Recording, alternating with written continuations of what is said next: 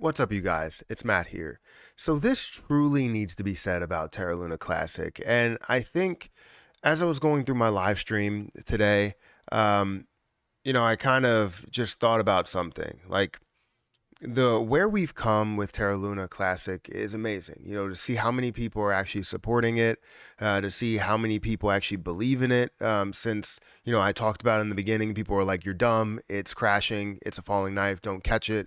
And now a bunch of people are like, "Yeah, this looks like a legit position. I can make quite a bit of money from this," and all of this other stuff because people already have made some money from it. Has Terra Luna Classic had it to run yet? Going from the low market cap levels all the way up to these high market cap levels that we expected to get to? No, it hasn't had that move yet. But the way people are going about this overall blockchain, the project, the position, their investment, the dollar figures, whatever, right? Everything that's associated with it. I don't know if it's the right way. It just kind of blows my mind how people change up so fast. So before I get started in this, guys, hit the like button, hit the subscribe button, hit the notification bell for more videos like this one. Also, make sure you check out some of the links down below. It does help out the channel. And if you want to follow me on Twitter at Perry8K, you can follow me there. This really all originated from my live stream, but the thought to make the video really came from a tweet that I just put out maybe like 5 hours ago. So anyways, before I do dive into this, I want to preface this by letting you know that this is going to be sort of a rant. And if some of you agree with me, that's fine. Some of you don't agree with me, that's also fine. It's you can say whatever you want. It's a free world. You can have your opinion. I totally understand it.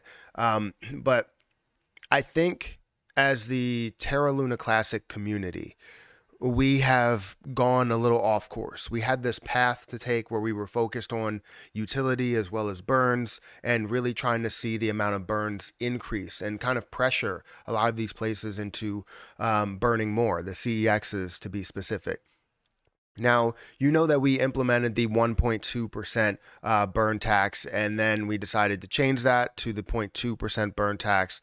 And the whole reason to do that, from what I understand, was because the CEXs were kind of taking all of the volume, and we were trying to bring the volume back to the chain. And by lowering that tax, you can bring that volume back to the chain. But again, I said in the past that doesn't make sense because we're lowering it to a level that's still higher than the CEXs. Also, not being able to buy on TerraStation is a big, problem for us.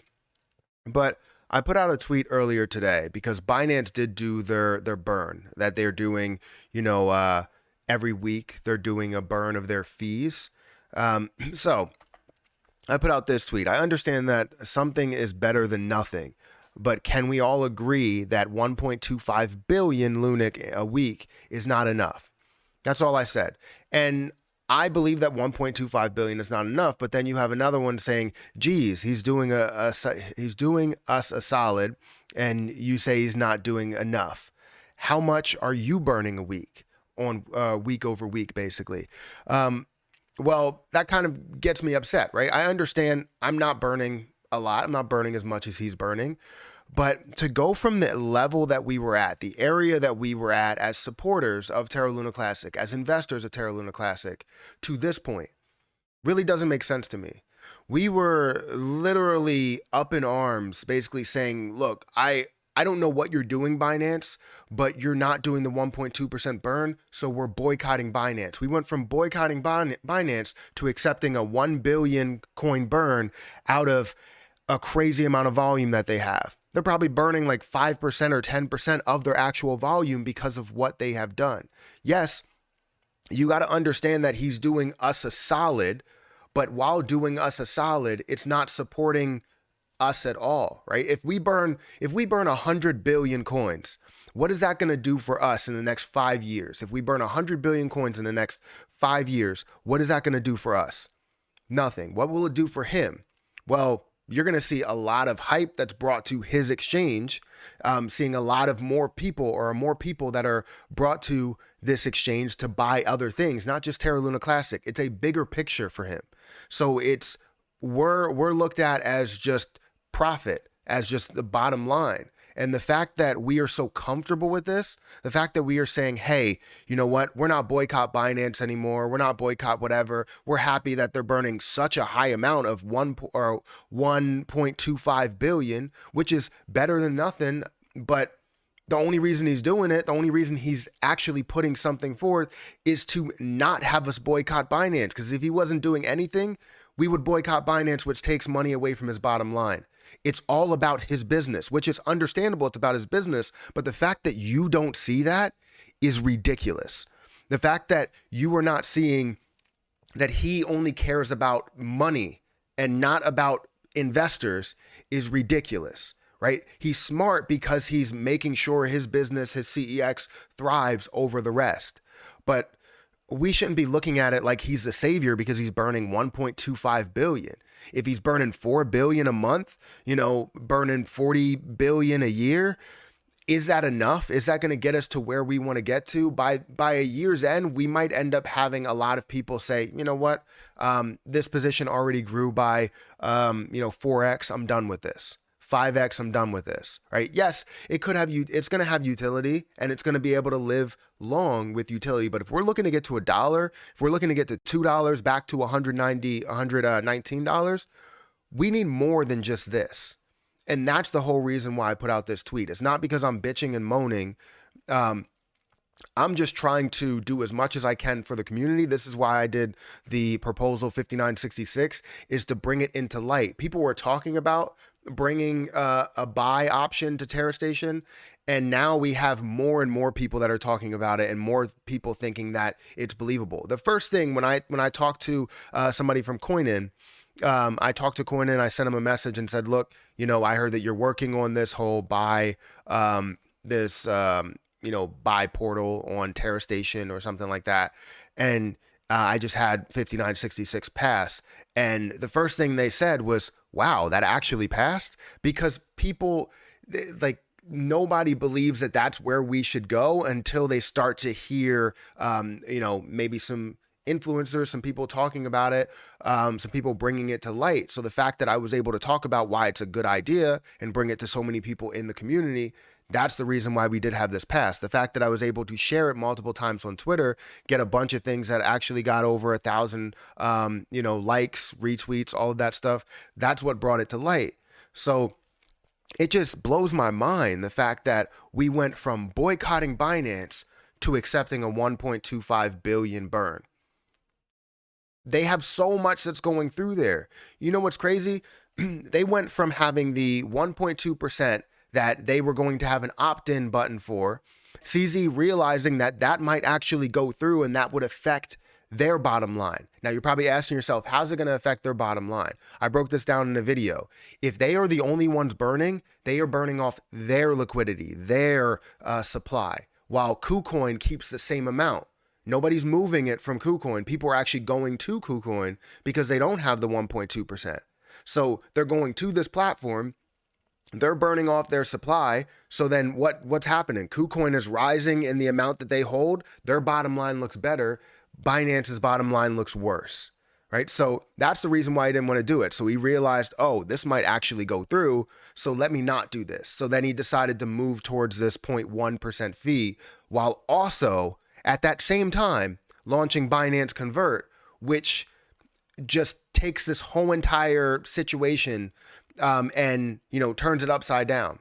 Because while we believe, 0.1% is still great, we can still see some burns, we're seeing the bare minimum of burns because everybody's able to trade it free. And you know what else they're going to be doing as people are buying on Binance? Buying other coins. So it's helping out their business. Not saying that it's a horrible thing, that they're worried about their business, but for us to completely ignore it and say, well, it's great that he's doing something, it's freaking ridiculous.